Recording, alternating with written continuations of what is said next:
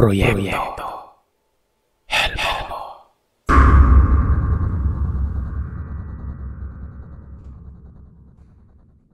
Mapagpalang araw, Sir Seth. Ito po ang kauna-unahang pagkakataon na magpapadala ako ng sarili kong karanasan. Ikaw na rin po ang bahalang magbigay ng pamagat. Gamit ko yung personal email ko, kaya sana itago niyo na lamang po ito.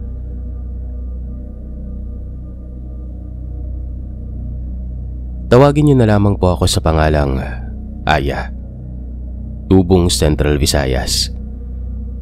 Ang kwentong ibabahagi ko sa inyo ay ang aking karanasan na kailanman ay hindi ko inakala na mangyayari sa akin sa totoong buhay.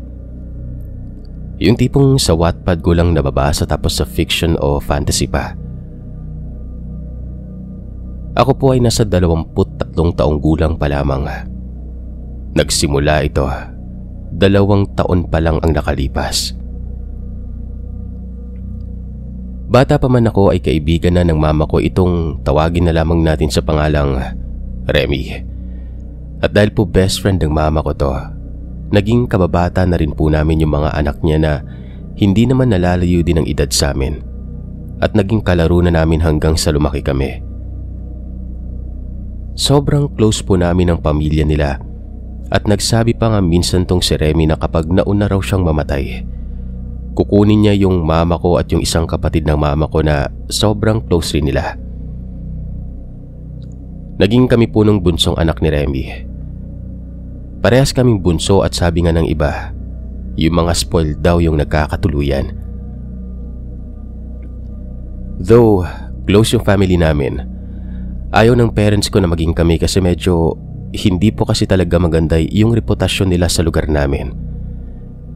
Yung tipong kapag may nangyaring gulo, aasahan mong isa sila sa involve. Nung magpandemya, nagsosyo kami sa isang negosyo ng boyfriend ko na tawagin na lamang nating Jojo. Dito na rin po ako nabuntis. Tinago namin yung pagbubuntis ko kasi hindi alam na mga magulang ko na kami na nga ni Jojo noon. At sobrang natakot talaga ako, Sir Seth. Pero nung lumaki yung tiyan ko, nalaman na nila. At sa sobrang galit ng papa ko ay nabangga niya yung sasakyan namin sa poste sa harap ng bahay namin nung nag-drive siya kinagabihan nang malaman niya.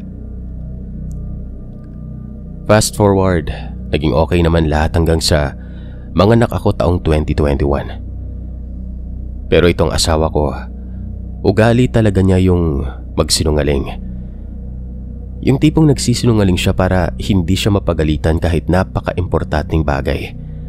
Nagagawa niyang hindi magsabi ng totoo sa takot na magalit ako sa kanya. Numinsan nga na nahuli ko siyang nagsisinungaling. Yung pinaka-unang major na away namin. Sa sobrang galit ko ay pinalayas ko siya. Umuwi naman siya sa kanila nung gabing yun pero bumalik rin kinabukasan, dala yung mga kapatid at mama niya para tulungan kaming mag-settle ng away namin. At naging okay naman kami pagkatapos. Yung panganay naman na ate nitong si Jojo ay nag-chat sa akin kung bakit ko raw ginaganon yung kapatid niya. Ang dali-dali ko daw na palayasin na para daw akong kung sino. In-explain ko naman yung mali ng kapatid niya, Sir Seth, pero sa sobrang galit niya talaga sa akin, pinost niya pa ako sa Facebook. Nag-away kami sa Facebook hanggang sa inawat siya ng mga magulang nila at mga kapatid nila kasi alam naman talaga nila yung ugaling sinungaling nitong si Jojo. Fast forward ulit. Naging okay ulit yung lahat. Patuloy yung negosyo namin at maisingit ko lang din po na yung ginagamit na sasakyan sa negosyo ay yung ate ko yung nagbabayad ng monthly noong mga panahon na yon. At yung mama naman ni Jojo ay may manual din na sasakyang ginagamit sa negosyo rin niya. Bandang Abril noon, medyo naglolo ko yung sasakyan ng mama ni Jojo at ilang ulit nilang pinagawa sa mekaniko pero nasisira ulit hanggang sa tumirik nga ito, Sir Seth. So yung mama niya ay pumunta sa bahay namin. Nakatira kami sa bahay ng mga magulang ko kasama ng mga kapatid ko. Sinabihan niya si Jojo na ipapakuha niya yung transmission ng sasakyan namin at ilalagay niya raw sa sasakyan nila. Narinig ito ng ate ko, tinawag ako at pinagalitan kesyo parang may-ari raw na hindi man lamang nagpapaalam at kung makapagdesisyon ay parang sa kanila yung sasakyan na yon. Automatic po kasing sasakyan namin, Sir Seth. Tinanggihan ng asawa ko yung mama niya at nagalit ito. Nalaman din ito ng mama at papa ko, Sir Seth. At pati sila ay nagalit din at wag na wag daw namin gagawin yon kasi masisira nga yung sasakyan namin. Mula noon ay hindi na kami pinansin ng mama ni Jojo. Buwan ng Agosto, biglang bagsak yung negosyo namin na kahit yung pagla-live selling ng ate ko na kumikita ng halos 11,000 sa isang araw, hindi na makaabot ng 1,000 isang araw, Sir Seth. Biglang nagkasakit yung mga bata ng sabay-sabay. Tapos yung panganay sa aming magkapatid, yung kuya ko na nagtatrabaho bilang driver ay biglang nagkasakit din. Yung tipong akala namin high blood lang dahil nagsusuka ito, nahihilo. Pero biglang umabot na sa puntong bumabangon siya ng madaling araw dahil hindi talaga siya makahinga. Nung gumaling naman yung mga bata, biglang kami namang malalaki, yung mama ko, papa ko, pangalawa sa aming magkakapatid, si Jojo at yung hipag ko, nagkasakit din. Nagpa-doktor na kami halos lahat-lahat, wala pa rin. Akala nga namin COVID pero hindi naman daw sabi ng doktor. Ang nakapagtataka lang, Sir Seth, halos lahat kami nagkakasakit na pero yung pangatlo sa aming magkapatid na buntis ay sa awa ng Diyos, hindi tinamaan nun. Siya rin lang po ang kaisa-isa naming lahat na may suot na gintong hikaw. Dahil sa mga nangyari ay naisipan ng asawa ng kuya ko na pasikretong kumonsulta sa isang albularyo sa kanilang probinsya. Tubong Negros din po itong hipag namin. Madagdag ko lamang din po, Sir Seth, na itong mama ni Jojo ay tubong Mindanao at nasabi rin po nito na minsan daw sumama ito sa mga rebelde at nasubukan niya rin umano na uminom gamit ang bungo ng tao. Parte daw ito ng ritual para hindi ka makita. Yun ang pagkakaalam ko, Sir Seth, pero baka merong iba dyan na nakakaalam tungkol sa ritual na ito. Siya rin po ay isang hilot. Nanghihilot siya pero hindi lamang sa mga bata kundi pati na rin sa mga matatanda. Balik tayo sa kwento. Ang sabi ng albularyo, may tumatrabaho raw po sa amin. Kada Martes at Biyernes, hating gabi, ay may pumupunta sa amin at nagsasaboy ng asin sa daanan mula kalsada na may poste. Partida. Ni minsan ay hindi po niya nakita kung saan kami nakatira, Sir Seth. Nung nalaman namin ito, isinekreto muna namin ito kay Jojo dahil alam naman namin na yung mama niya lang yung nakaaway namin noon. At alam din po namin na may kaalaman yung mama niya pero yung papa ko na mismo yung nagsabi kay Jojo. Hindi naniniwala si Jojo. Alam niya raw yung kakayahan ng mama niya pero alam niya rin umano na hindi magagawa ng mama niya yon. Lalong-lalo na at naroroon siya. Ang ginagawa namin, Lunes pa lamang ng gabi, nagmamasid na kami at nakikiramdam kung may hihintong motor sa bahay namin pero di pa man naghahating gabi. Nakakatulog na yung ibang kasama namin. Nung pasado 1:00 na, doon na, kaming mga gising ay may narinig na paparating na motor. Alam namin yung tunog ng motor nila kasi simula bata ba naman ako at saka malakas din yung tunog ng motor nila na kabisado na rin namin. Subali ayun nga, narinig na nga namin yung motor, Sir Seth. Inabangan namin kung hihinto ito. Lumagpas lamang ito pero hindi pa man nakakalayo. Bumalik ito kaagad. Yung tipong parang nag-U-turn o dumaan lang. Pinagamot ng hipag ko yung kuya ko sa albularyo na taga-probinsya nila. At nasabi nga ng albularyo na nasalag daw nito ang dapat na mangyari sa kuya ko. Kasi grabe talaga yung nangyari sa kanya noon. 2 linggong halos hindi makabangon kasi nahihilo, tapos nahihirapang huminga. Ilang linggo pagkatapos nun, bigla namang isinugod sa ospital yung panganay na kapatid ni Jojo. May kwento ko lang pala na hindi pa nag-iisang taon simula ng pagkapanganak nito sa bunso niya. Inatake raw ito ng high blood. Sinuri ito ng doktor sa ospital at sinabing under coma na po ito. Ilang araw nagstay ito sa ospital hanggang sa napagdesisyonan na iuwi nga sa bahay. Bumili sila ng oxygen para sana magamit pag-uwi ng ate nila. Kaso nung pag-transfer na sila sa ambulance, binawian ito ng buhay. Habang pinaglalamayan ito ay hindi po talaga ako pumunta doon. Isang gabi, nagpapatulog ako sa baby ko nang may isang paru-paro akong nakita sa loob ng kwarto. Yung kwarto namin ay air condition. Sobrang close po talaga kaya nabigla ako nang makakita ng paru-paro sa loob.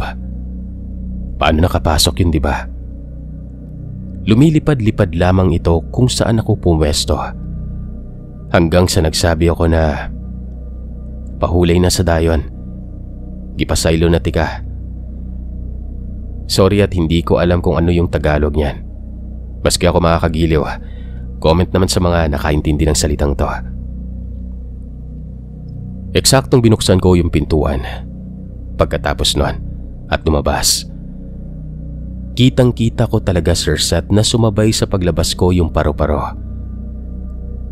Ilang araw pagkatapos namang mailibing ng kapatid ni Jojo, kumonsulta kami sa isang kilala at subok na naming manggagamot sa may lugar namin. Isinama namin si Jojo para patunayan sa kanya na totoo ang sinasabi namin noon. Nung kausap na namin ang manggagamot, totoo nga raw na may tumatrabaho sa amin at hindi na raw asin yung gamit kundi lupa na. Hindi basta-bastang lupa kundi lupa na ginamit sa hukay ng kalilibing pa lamang at nagpapamisa sa mga patay at nilalagay ang aming mga pangalan. Hindi sinabi ng manggagamot kung sino pero ang sinabi niya, kilalang kilala niyo. May pinabili itong kandila. Sinabing siya na raw ang bahala at balikan na lamang sa sinabi niyang araw. Sa mga araw na ginagawa pa lamang ng manggagamot ang proteksyon, napapanaginipan ng papa ko yung mama niya. Matagal nang patay yung lola ko, Sir Seth. Hindi ko na nga naabutan yon. Sinabi raw ng lola ko na may inilagay umano yung masamang tao sa bahay namin. Nung dumating yung araw na sinabi ng manggagamot na kukunin na namin ang proteksyon, kaming dalawa ni Jojo ang nagpunta. Proteksyon lang ang binigay ng manggagamot para hindi na tumalab ang anumang masamang hangarin ng taong gumagawa sa amin noon. Ayaw niya daw kasing magbalik at masama raw yon. Habang nag-uusap kami kung anong dapat gawin sa binigay niya, bigla niyang kinausap si Jojo at sinabihang, "Kahibaw ko nga na ay kinaadman imong mama. Nga na ay nakamahuan imong mama pero pati man nga sa maayo or sa dautan, na ay panahon mausab ang hangin na masumbalik kini. Luoy lang sakay na ay bata sa tunga. Alam ko na may alam ang mama mo. Maalam ang mama mo. Pero sana't tandaan niya na sa mabuti man o masama, darating ang panahon na mag-iiba ang ihip ng hangin at babalikan ka nito. Kawawa lang dahil may bata sa gitna." Sa puntong yun, Sir Seth, ay alam ko na yung ibig niyang sabihin. At ang batang tinutukoy niya ay yung anak namin ni Jojo. Hindi umimik si Jojo sa sinabi ng manggagamot. Umuwi na kami pagkatapos noon at sa paglubog ng araw ay ginawa namin yung sinabi ng manggagamot. Hindi na namin pinakita at ipinaalam kung saan at ano ang ginawa namin dahil kahit anuman ang gawin namin na kahit siya mismo ay nagkasakit din ng ilang araw, ay ayaw at ayaw niya po talagang maniwala, Sir Seth. Inintindi lang din namin yon kasi baka hindi lang po niya matanggap na magagawa ng mama niya yon. At pagbaliktarin man natin ang mundo, mama niya pa rin yun, di ba? Ilang buwan ang lumipas at wala nang masamang nangyari sa amin. Bata pa lamang din ay sadyang masakitin na yung anak ko, lalo na pag tumutubo yung ngipin. Unang linggo ng Pebrero, sumusuka at dumudumi yung anak ko. Nagpunta na kami ng doktor at hilot pero hindi talaga tumigil hanggang sa gumabi na at nanghina na talaga yung anak ko na yon. Ipapa-admit na sana namin kaso kulang yung pera namin pang down payment. Nagmamadaling kinuha ni Jojo ang motor at nagpunta sa kanila. Umiiyak na nakiusap na puntahan nila yung anak niya. Diba po kasi kilalang hilot din yung mama niya. Naawa naman sa apo niya yung mama niya at sumama nga papunta sa bahay namin. Sa loob ng halos isang taon, noon lang ulit po siya pumunta sa bahay at noon lang nagkabati ulit.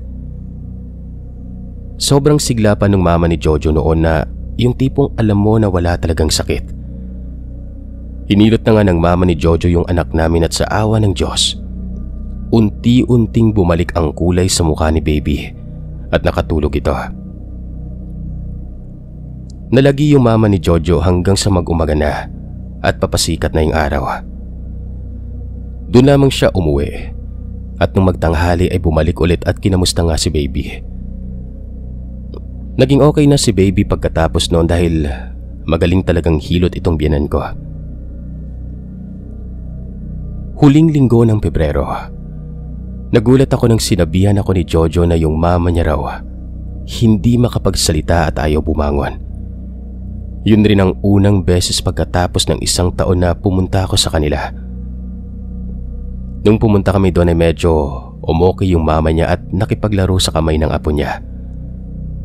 Chinek namin yung blood pressure, oxygen level at kung ano pa pero normal ang lahat. Kinabukasan ay maaga pa lang nagpunta na ulit kami sa bahay nila dahil dadalhin na yung mama niya sa ospital. Yung mama at papa ko pumunta din. Habang nag-aantay sa isang ate nila na sasama sa kanila sa ospital noon, bumubuka ang bibig ng mama niya na may gustong sabihin pero hindi namin maintindihan. Dahil parang may kung ano sa dila niya at yung kamay naman niya ay tinuturo na umalis na nga sila. Sa puntong yon, medyo okay na okay pa yung mama niya. Nakakalakad pa pero kailangan ng may kaagapay. Nakipag-usap yung mama ko sa binan ko na kung anumang pinagdadaanan niya ay kayang-kaya niya yon. Dahil sobrang tapang po talagang tao ng binan ko. Parang hindi natatakot sa kung anuman. Tumulo ang luha ng binan ko kaya napaiyak rin yung mama ko. Duda po kasi nila, baka raw dahil noong nakaraang taon, nahulog sa motor yung binan ko at nabagok yung ulo niya. Baka raw may blood clot. Nagpa-CT scan na rin sila pero wala namang nakita sa resulta kaya inuwi na lamang nila yung mama nila. Lumipas ang ilang araw, mas lumala ang mama nila na hindi na kumikilos at parang wala na talagang lakas kaya nagdesisyon na sila na i-confine sa ospital. Pagdating sa ospital, chinek yung responses at vital signs at posible raw na inatake ito ng high blood kasi parang wala na raw response yung isang bahagi ng katawan niya. Na-confine ng ilang linggo ang binan ko at chinek ulit yung ulo niya at doon na nga nakita na may namuong dugo. At sa sobrang daming nangyari ay may bukol na raw na kansero sa lungs niya. Pinag-therapy yung mama ni Jojo. Nagbabaka sakaling bumalik yung mga responses sa isang bahagi ng katawan niya at unti-unting umayos naman ito. Nag-video call pa nga sila ni Jojo at nung makita ng mama niya yung anak namin ay kumaway ito at nag-flying kiss pa. Nung nasa 1 buwan na sa ospital yung binan ko, napagdesisyonan ng mga anak niya na iuwi na lamang siya at doon na magpagaling sa bahay. Bumili na rin sila ng oxygen kasi kailangang mag-oxygen yung mama niya at naka-NGT pa ito. Ilang beses ding pabalik-balik sa ospital yung binan ko. Hanggang sa isang gabi, katapusan ng buwan ng Abril, ginising ako ng mama ko dahil nagpunta raw yung pamangkin ni Jojo para ipaalam na wala na yung lola niya. Wala na yung biyanan ko. Noong mga panahon na yun kasi nasa ospital si Jojo kasama yung papa niya. Sobrang awang-awa ko, Sir Seth. Hindi ko halos alam kung ano yung gagawin at mararamdaman ko. Nung umuwi si Jojo ay umiyak ito ng sobra. Napaiyak na rin ako at damang-dama ko yung sakit na nararamdaman niya. Hindi niya pa raw kayang mawala ng ina. Umiiyak lamang si Jojo hanggang sa makatulog siya. Sa awa ng Panginoon ay nairaos naman nila yung libing ng biyenan ko. Napakalaking palaisipan rin sa amin at minsan ay nakokonsensya ako dahil naisip ko na baka dahil sa pagmamahal niya sa apo niya, kaya nangyari yun sa kanya. Nasabi minsan sa amin ng manggagamot na kapag ikaw ay nagtanim sa isang lugar ng masama, sa oras na tatapak ka sa lugar na yon, maibabalik sa iyo ang anumang masamang hangarin mo. At lalong-lalo na, Sir Seth, natapakan niya ang lugar na pinaglagyan namin ng aming proteksyon. Ganun man ang nangyari, nagpapasalamat pa rin ako sa kanya dahil sa loob ng ilang buwan mula paglabas ng anak ko sa sinapupunan ko, alam kong mahal na mahal niya yung apo niya. Damang-dama ko at kitang-kita ko noong nabubuhay pa siya na sobrang mahal na mahal niya ito. Hanggang dito na lamang po, Sir Seth. Salamat kung sakali mang maibahagi mo itong karanasan ko.